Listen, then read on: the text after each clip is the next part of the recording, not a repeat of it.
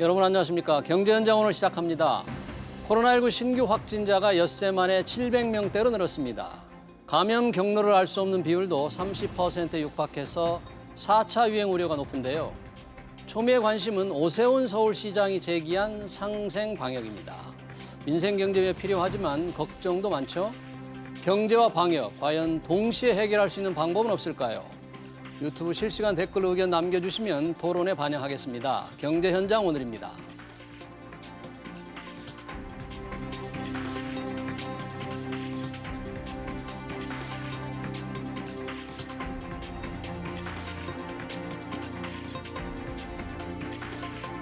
네, 코로나 백신 상황, 방역 상황 알아보기 위해서 두 분의 전문가 모셨습니다. 백순영 카톨릭의대 명예교수 그리고 신세돈 숙명여대 명예교수 함께합니다. 두 분 어서 오십시오. 네, 안녕하세요. 반갑습니다. 백 교수님, 신 교수님 하니까 백신 토크가 시작되겠습니다. 잘 골랐네요. 네.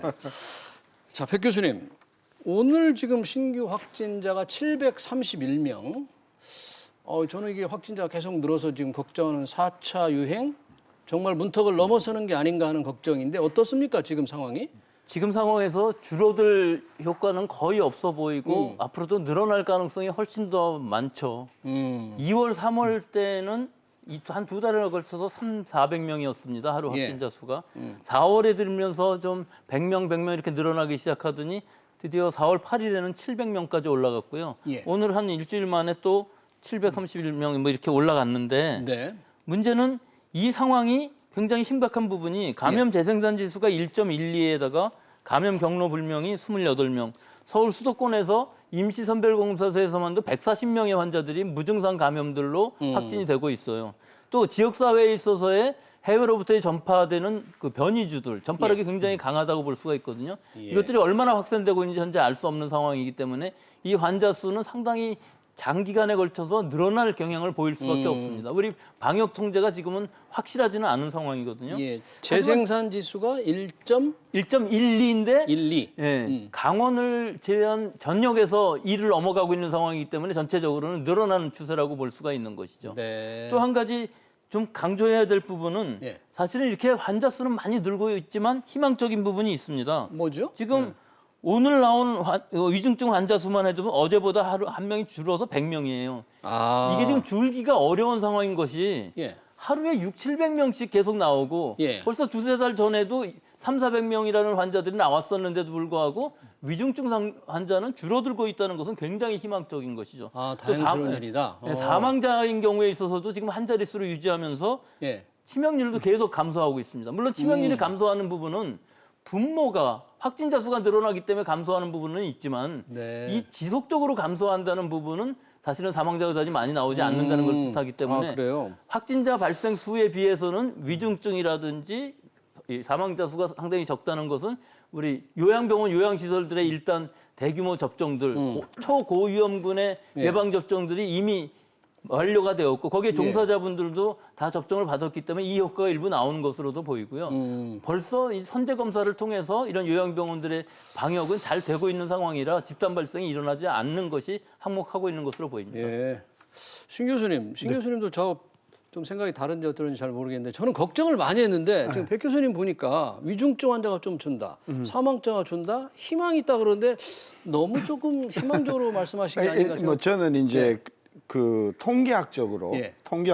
접근을 해보면 지금 대부분의 선진국에서는 7일 이동 평균 수치를 근거로 해서 이야기하거든요. 이게 4차 팬데믹이냐 3차냐를 가지고 이야기할 때 예. 하루 움직임이 워낙 들쭉날쭉하기 때문에 7일 평균으로 7일 보는 평균. 게 미국 같은 경우는 항상 7일 이동 평균 이야기한단 말이죠. 우리도 보면 불과 며칠 전에 400 하다가 500 갔다가 언제 700 간 것인데 이렇게 하루 단위에 700 뭐 20 몇 명 나왔다고 할 게 아니라 저는 7일 이동 평균을 보는 것이 굉장히 과학적이라고 생각을 일주일 하고요. 평균으로. 네. 그다음에 그러니까 7일 이동 평균으로 보면 지금 아마 700이 아니라 제 생각에는 500 한 후반대라고 저는 보는 거고요.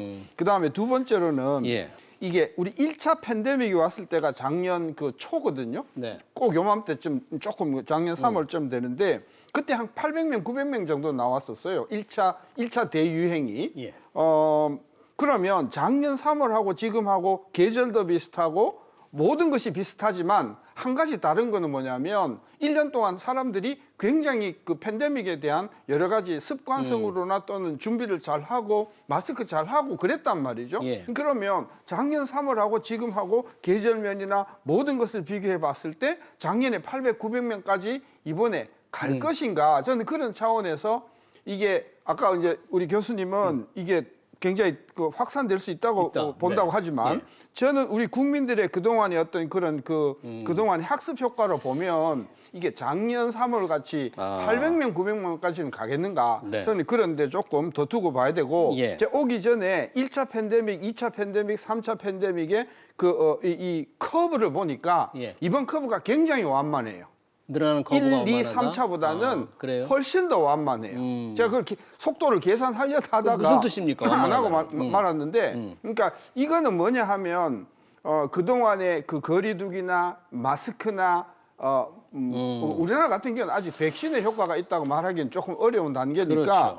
저는 국민들이 상당히 많이 지금 교육을 했고 습득을 하고 있고 스스로 정부가 이야기하지 않더라도 네. 상당히 조심을 하고 있다. 저는 그래 봐서 이것이 4차 효과가 온다고 하더라도 이게 과거 1차나 또는 특히 3차 같이 예.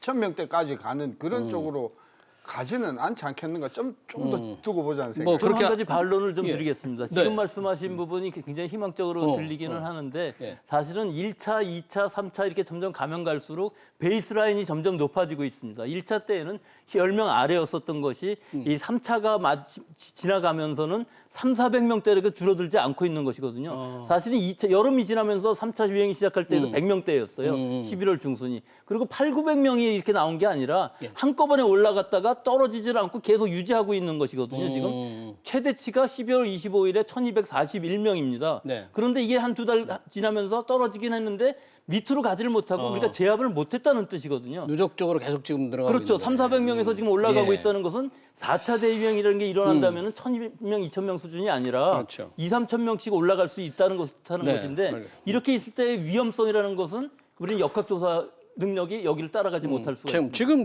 걱정하는 것이 이제 이렇게 확진자가 늘어나니까 정부가 방역 조치를 좀 강화해야 되겠다. 그래서 영업 제한을 10시에서 밤 10시에서 9시로 당겨야 되지 않냐 이런 얘기 있는데 지금 관심은 오세훈 서울시장이 오히려 좀 더 유연하게 좀 해보자. 영업도 좀 하고 방역도 잘할 수 있는 방법이 뭐냐 이런 지금 의견을 냈지 않습니까? 영업시간 제한을 조금 유동적으로 하자. 또 자가 검사 키트 어떤 내용을 지금 오세훈 시장이 하자는 얘기입니까? 이 방향이 예. 방향성 자체는 절대로 틀리지 않고 이렇게 가야 됩니다. 지속적인 방역을 해야 되고 우리 방역 당국도 이걸 생각 안 한 것이 아니고요. 예. 새로운 사회적 거리두기 단계를 개정하기 위해서 준비를 다 해왔었고 예. 이 책임과 자율, 즉 자율적으로 방역을 준수하면서 원스트라이크 아웃으로 책임을 지우겠다는 것을 하려고 했었는데 문제는 지금 현재 이렇게 600명, 700명 나오는 상황에서는 예. 이것을 시행할 수 없다는 것이죠. 이거 결국 완화거든요. 하면 안 된다? 하면 안 되죠. 안 그러니까, 되는 이유가 1,000명, 2,000명 나오는 이 숫자가 중요한 것이 아니라 만약에 이런 숫자가 나온다면은 결국은 우리 의료 역량, 의료 체제의 붕괴, 또 역학조사의 붕괴가 일어나기 때문에 어떻게 될지 모르는 통제 불가능한 상황이 가면은 예방 접종이 원활하게 일어나지 않게 되고 전체적으로 혼란이 될 수 있는 것이 이게 일본의 예를 보면 아주 잘 알 수 있습니다. 한 달 만에 예. 오사카 부에서 1,200명이 지금 1,099명, 1,100명이 나오고 있습니다. 예. 이것이 변이주가 들어오면서 통제 불가능한 상황이 된 것이고 의료 체제가 완전히 붕괴됐어요. 예. 중환자실 갈 수가 없는 상황이 벌써 되고 있고 이것이 앞으로 이제 동경까지도 이렇게 될 거거든요. 그럼 이거 우리가 타산지석을 해야죠. 우리도 1,000명이라는 수준에서 지금 유지가 된다면 괜찮지만 이것이 급격하게 늘어갈 때는 우리도 상당히 심각한 타격이 그런데 있을 오세훈 수 있다. 시장은 이제 영업 현장에서 예를 들면 밤 10시에 일률적으로 하는 것보다 밤늦게 영업하는 것은 뭐 11시나 12시까지 조금 유동적으로 하고 대신 뭐 자가 검사 키트로 검사를 좀 미리 하게 한다면 조금 워낙에 그 자영업자들이 어렵지 않습니까?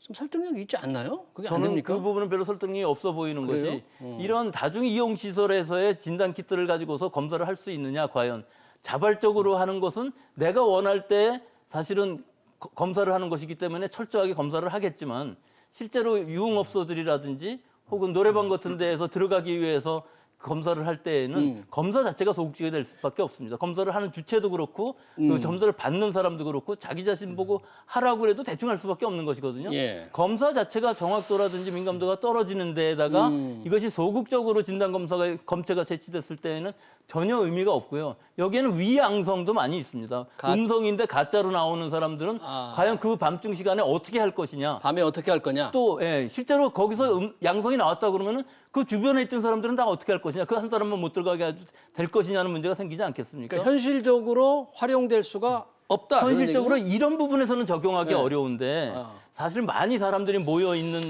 장소들, 예를 들어 학교라든지 콜센터 같은 직장들에서 계속 만나야 되는 사람들인데 혹시라도 모를 외부에서 들어오는 감염을 막아주기 위해서는 유증상인 경우에뿐만 아니라 무증상 감염도 지속적으로 진단검사를 받게 되면은 무증상 감염자 혹은 지역사회 감염자들을 찾아낼 수가 있기 근데 때문에 오세훈 시장은 학교에서도 자가검사 키트 얘기를 했긴 했지만 본인의 생각은 노래방 딱 예를 들었거든요. 들어가기 전에 자가검사 키트 이렇게 해보게 하자는 건데 그렇게 할 수도 없고 해서도 안 되고 그런다 안 된다는 얘기네요. 더구나 경제적인 문제를 한번 말씀드리자면은 경제적 문제 우리 신 교수님한테 한번 하여튼 가격을 말씀드리자면은 가격 얼마인지 아무리 싸도 5, 6천 원은 돼야지 어느 정도 이 민감도가 되는 것인데 지금 근데 자가검사 키트의 민감도가 정확률이죠? 얼마나 됩니까? 민감도라는 건 바이러스가 얼마나 있을 때 탐지가 되느냐 하는 문제고요. 정확도라는 거는 양성이면 양성, 음성이면 음성으로 확실하게 할 수 있느냐 하는 민감도가 몇 것인데 퍼센트나 됩니까? 민감도라는 것을 보면은 지금 아주 다양하게 있습니다. 좀 비싼 키트 같은 미국에서 FDA 승인받은 것 같은 경우는 90% 이상 민감도를 가질 수 있는 반면에 그래요? 유럽에서는 지금 다음 주부터 슈퍼라든지 약국에서 판매 승인을 받은 것들은 사실은 50%도 안 됩니다. 그 가격이 약 4유로에서 4.5유로 정도로 결정됐다고 하는데요. 그러면 4.5유로라고 해서 한 6천 원이라고 쳐도 우리가 노래방 들어갈 때 한 서너 명 들어갈 때 24,000원을 누가 지불할 것이냐. 자발적으로 할 때는 물론 가능할 수도 있어요. 내가 집에서 할 때는 6,000원 내고 사서 집에서 해볼 수도 있는데 이 부분에 있어서 문제는 약국이나 슈퍼 가서 6,000원 주고 사와서 검사를 하는 것인데 그 조금만 더 가면 보건소 있는데 그 보건소 가서 하면 무료거든요. 이름만 써내면은. 아니, 보건소에 가면 결과가 24시간 후에 나오니까 그러니까요. 노래방 갈 사람들은 안 되죠. 그 노래방 얘기가 아니라 이 가격의 문제에 있어서 6,000원 주고 사갖고 와서 집에서 하는 사람이 물론 있을 수는 있지만 노래방의 경우는 그 6,000원을 누가 내갖고서 할 것인지 그런 부분들도 상당히 문제가 될 수 있다는 거죠. 비용. 자가검사 키트의 비용을 누가 감당할 것이며 실제 가짜 양성, 음성이 돼 양성으로 나왔을 때 어떻게 할 것인가 그 밤에. 신 교수님, 그런데 오세훈 시장으로서는 오죽 답답했으면 이런 아이디어를 냈을까? 이번 방역 조치로 자영업자들의 그 어려움, 말씀 드리기 전에 돈 이야기를 하셨는데 전 지금은 돈 이야기를 할 계제가 아니라고 봐요. 6,000원, 뭐 10,000원이라고 칩시다. 굉장히 민감도가 높은 게 10,000원이라고 치자고요. 그러면 100만 명한테 시세해봐야 100억이에요. 자영업자 우리나라가 한 600만 정도 되는데 그 중에 영업 제한이 아니지 않습니까? 저는 그래서 한 2,300만 정도에게 1회 10,000원짜리를 한다고 해도 그것은 100억, 200억이다. 그러면 그 여태껏 우리가 재난지원금으로 4번에 걸쳐서 지원한 돈이 46조란 말이에요. 그럼 그걸 계산해 보면 저는 그 돈 문제로 이걸 접근한 것은 저는 매우 적절치 못하다고 국가가 보고. 좀 감당을 해야 된다 그런 취지인가요? 그러니까 국가가 감당을 예를 들면 70% 하고 자영업자가 우리는 영업 제한을 12시까지 해주세요. 그 대신 내가 30%는 물겠습니다. 얼마든지 그 쉐어가 가능하지 않겠어요? 저는 그래서 진단 키트는 일부 저는 정부가 그게 자영업자든 아니면 신 교수가 원하든 나는 내가 스스로 이걸 하고 싶다고 하면 전 할 수 있는 그런 어떤 재정적인 지원이 부분적으로 돼야 된다고 저는 생각을 하고요. 그다음에 이제 저는 이제 뭐 의료 전문가는 아니지만 지난 1년 동안 정부가 하는 방역을 이렇게 봐보면 제가 이제 헬스클럽을 다니거든요. 이게 한동안 닫혀 있었어요. 못 갔었어요. 작년에 한번 열었는데 그 옆에 수영장은 주말에 사람이 넘쳐나요. 수영장은? 그러니까 호텔에서 그 주말 손님을 받는 거예요. 그러니까 하여튼 상상을 초월할 정도로 사람들이 많이 모여요. 그러면 이쪽은 못하도록 하고, 못하도록 하고. 사우나는 꽉꽉 막아가지고 지금 거의 1년째 사우나는 못하게 하고 못하는데 바로 호텔 한 수영장은 30m 옆에 수영장은 뭐 남녀노소 할 것 없이 수십 명 수백 명이 그래요? 엉켜 있고 이게 합리적인가요? 저는 그런 면에서 그동안에 정부가 너무 고식적이었다. 너무 형식적이었다. 예. 그리고 너무 고압적이었어요. 굉장히 이렇게 무슨 뭐 일본 시대의 순경 같은 기분으로 예. 아주 경고를 하고 예. 그래서 반발감이 생기더라고요. 예. 저는 그래서 이 방역이라고 하는 것은 예. 국민의 적극적인 협조만큼 중요한 게 없지 않습니까?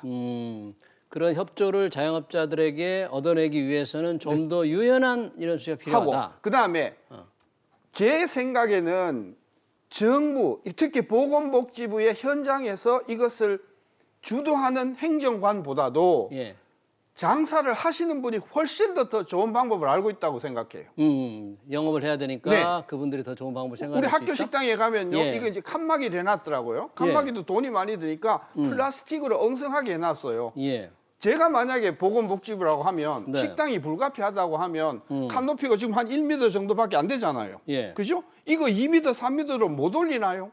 실질적으로 차단이 되도록 못 하나요? 얼마든지 현장에서 재정적으로 조금만 도움을 주면 정말 기발한 아이디어들을 저는 현장에서 만들어낼 거라고 생각해요. 그래서 방역의 주도권을 현장에 있는 사람한테 현장에 맞게 적용을 해야지. 네. 무슨 업종은 몇 시부터는 하지 마라. 네. 뭐 5명 이상은 오지 마라. 지금 40명, 50명이 모이는 데가 지금 널려 있는데.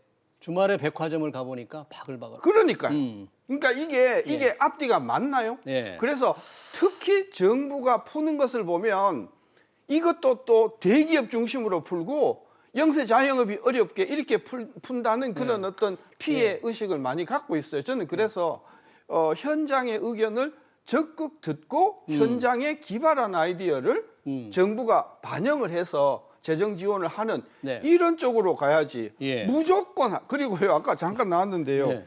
이거 쓰라 그러잖아요. 네? 전화번호를 쓰라 그러잖아요. 전화번호, 옛날에 예, 뭐 기록해야 이름까지 되죠. 다 썼잖아요. 예, 그렇죠. 전화번호 제대로 쓸 것 같아요. 많은 국민들이 따르고 있을 것 같은데요. 그죠? 예. 그거 한번 확인해 보세요. 이거 얼마나 정확하게 쓰고 있는가. 그래서 나 같은 경우도 그래요. 예를 들어서 번호를 정확하게 썼다가 예. 만에 하나 다른 사람이 걸려가지고 네. 나까지 검사를 받으라고 하면 귀찮잖아요.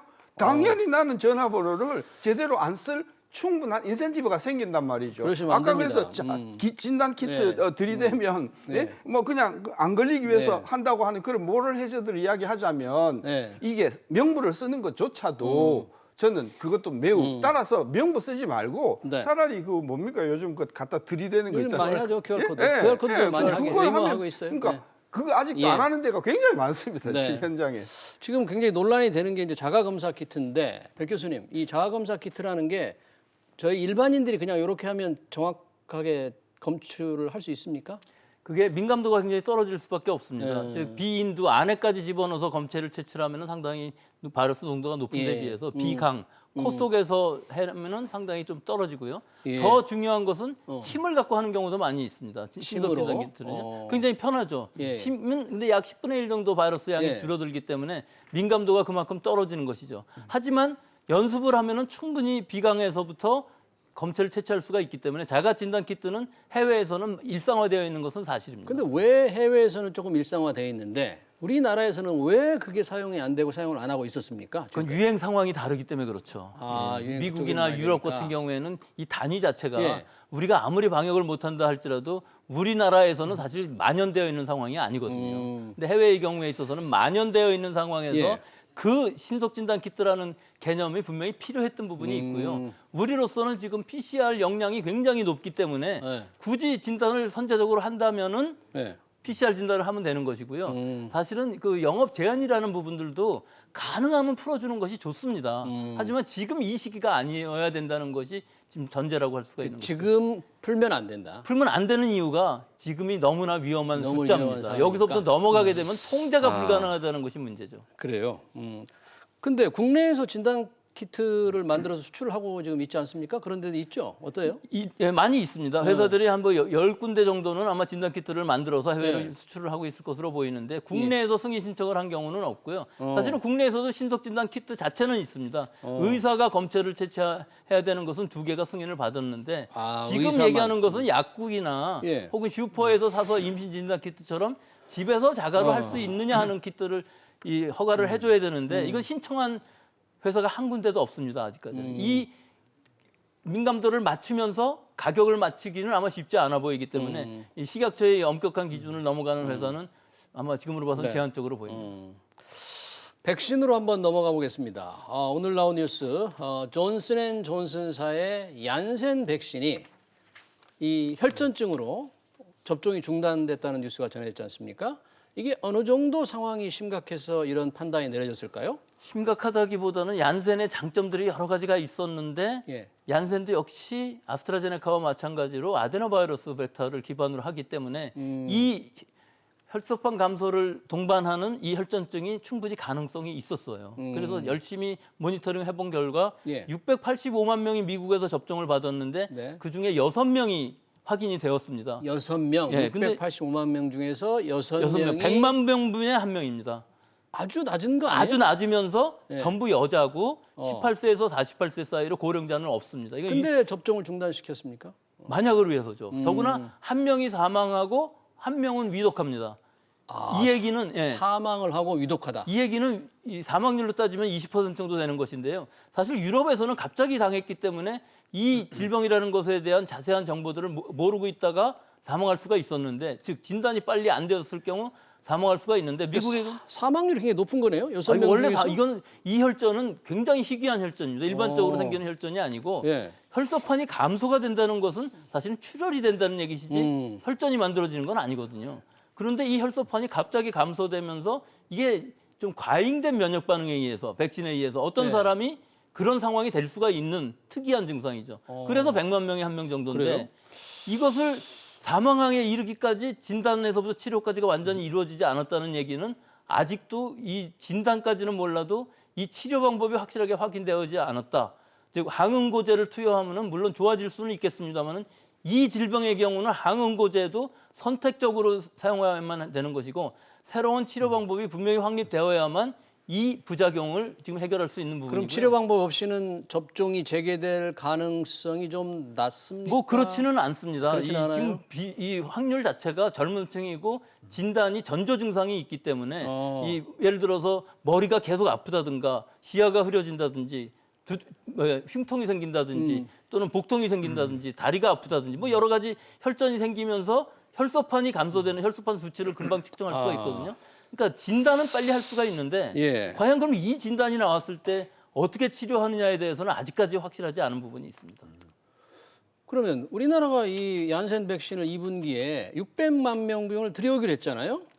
들어오기로는 했는데 사실은 미국 내에서 수출을 제대로 안 했기 때문에 최대한 50만 명분 정도를 준다고 했었는데 그 부분도 지금 유럽에도 지금 수출을 하지 않고 풀지를 않고 있는 상황이거든요. 이 상황이 지금 생긴 이후로는 사실은 전 세계적으로 지금 사용 중지가 되어 있는 상황이라 이 문제가 이제 해결이 되면서 다시 권고를 할 것으로는 보이지만 여러 가지 이제 우리는 지금 30세 미만 아스트라제네카 접종하지 않고 있거든요. 그렇죠. 네. 이 부분을 과연 얀센은 어떻게 해결할 것인지 어떤 근거를 가지고서 어떻게 인디케이션, 즉 가이드라인을 만들 수 있는지가 관건이라고 보겠습니다. 국민의 신뢰가 많이 떨어질 것 같은데 신 교수님, 이 백신 접종률이 한국이 굉장히 지금 낮으니까 더군다나 이런 얀센의 접종 중단이 되면 뭐 다른 나라는 영국이나 이스라엘은 지금 뭐 마스크 벗고 경제 활동 열심히 한다는데 우리는 조금 걱정스럽네요. 근데 정부가 좀 책임을 져야 돼요. 저는 이 부분에 대해서는 예. 정말 책임을 져야 된다. 우리가 요 사태 터지기만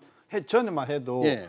대한민국 대단한 선진국이고 K-방역. 반도체 네. 세계 1위고 네. 엄청나게 자랑을 하다가 예. 지금 뭐 접종률로만 제가 아침에 쭉 보고 오니까 뭐 2%대인데 예. 칠레보다도 낮고 뭐 하여튼 우리보다도 예. 이 부분에 대해서는 정부가 전 솔직하게요. 전 예. 잘못을 시인을 하고요. 예. 가능한 한 그동안 왜 이렇게 늦었는지에 대한 저는 정부의 국민에게 알 권리를 저는 보장해 줘야 된다고 생각을 하고요. 예. 서둘러서 백신을 확보하는데 저는 총력을 기울여야 된다고 생각하고요. 뭐 얀슨이 어쨌든 뭐 혈전이 어쨌든 그런 이야기를 하지만 저희 입장에서는 아직도 보건소에서 제 67세인데 예? 접종 언제 주겠다는 전화도 없는데 제 미국에 있는 친척들은 지금 벌써 다 받고 막 여권까지 막 보여주면서 접종률이 현격한 차이가 나니까 액면 비교할 수는 없죠. 미국 같은 데는 지금 전 국민의 3분의 1이 다 맞았잖아요. 우리는 뭐 그렇게까지 너무 그러니까 마십시오. 우리나라가 왜 이렇게 뒤지느냐에 대해서 문재인 정부가 단 한 번이라도 속 시원하게 말씀을 하신 적이 있나요? 맨날 보면은 뭐 1,000만 병 확보했다. 예. 오늘 아침에도 우리 집사람이 그래요. 네. 그죠? 확보가 뜻이 뭐냐고. 이게 확보. 계약이냐? 돈을 지불했냐? 예. 오면 언제 오냐? 이런 예. 궁금함이 있다고 하는 것은 전 정부가 매우 이 의료 행정을 전 잘 못하는 거라고 생각하고요. 매일 틀에 박혀갖고 몇 시 하는지 좀 모르겠으나 네.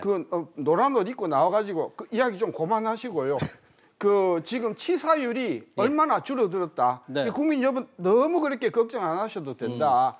좀 국민에게 좀 희망을 주는 그런 이야기를 같이 했으면 좋겠는데 네. 오늘 또 보니까 뭐 700명이라 가지고 또 내일 모레 그냥 하늘이 무너질 것 같이 국민들을 이렇게 불안에 떨게 만드는 그 목적이 뭐냐? 저는 전혀 도움이 안 된다고 봐요. 네. 그렇군요. 백 교수님은 어떻습니까? 지금 우리 백신 접종 지금 현황과 확진자 늘어나는 거에 비해서 국민들이 굉장히 좀 불만이 좀 높은 것 같은데 우리의 상황을 어떻게 지금 좀 개선할 수 없습니까? 지금 백신? 실제로 제일 중요한 문제가 파이자 백신은 75세 이상 접종을 하고 있고요. 350만 명 정도 맞을 분량이 있기 때문에 큰 문제가 없습니다. 1차 접종하고 3주 후에 2차 접종 받으면 되는데 사실은 여기서도 접종률이 그다지 높지는 않지만 예. 적어도 뭐 90% 정도 가까이 되니까 큰 문제가 없는데 문제는 65세부터 74세까지가 예. 5월부터 접종이 시작되는데 1차 접종 받을 아스트라제네카 물량은 분명히 있습니다. 예. 2차를 비축하지 않고 전부 마친다면은 6월까지 1,200만 명 맞출 가능성은 충분히 있어요. 또 우리나라 인프라가 좋기 때문에 예. 이 의료기관들 위탁 의료기관을 14,000곳 정도 한다고 그러니까 거기서 10명만 한 군데서 10명만 맞아도 14만 명이 되는 거거든요 하루에. 예. 그렇기 때문에 정부의 목표는 한 100만 명 정도 맞출 수 있다고 능력이 있다고 하니까 사실 열흘에 1,000만 명이면 30일이면 3,000만 명 맞출 수 있어요. 그렇기 때문에 이 속도는 얼마든지 조정하고 빨리 맞을 수가 있는데 문제는 아스트라제네카와 얀센 백신이 지금 신뢰성이 떨어져 있어서 그렇죠. 이 부분들의 접종량이 떨어지게 되면은 65세가 아니라 지금 60세로 낮춰야 될 상황에 들어가 있습니다. 즉 젊은 층들이 이 백신을 맞지 않겠다고 그러는 즉 젊은 층들도 상당히 많이 있거든요. 일단 6월까지 맞히기로 한 사람들 중에서 대표적으로 군인들이 20대이지 않습니까? 이 대부분 병사들은 예. 20대 미만이기 때문에 예. 18세부터 뭐 29세 사이가 대부분이기 때문에 이 부분에 한 60만 명 되는 사람들이 아스트라제네카 백신을 좀 힘들어 한다면은 오히려 좀 뒤로 맞추고 60세 이상 고령층부터 먼저 맞추는 방법들이 있기 때문에 예. 이건 아마 방역 당국에서 우선순위의 변경이 있을 것으로 우선순위 보이고요. 조정을 좀, 예, 접종은 아마 지금부터 한다면은 충분히 시간을 따라잡을 수가 있고 언제 시작하느냐가 중요한 것이 아니라 예. 얼마나 빨리 맞출 수 있느냐. 특히 6월까지 고령층들을 다 맞출 수 있느냐 하는 것이 제일 관건이라고 할 수 있겠죠. 지금 일부에서는 우리가 빨리 맞출 수 있는데 백신이 모자라는 상황이 생길까 봐 속도를 일부러 늦추고 있다 이런 비판도 있던데. 아까 확보라고 말씀하셨는데 예. 확보라는 것은 계약한 분량이 아니라 들어오기로 확정된 분량을 얘기하는 것이기 때문에요. 예. 사실은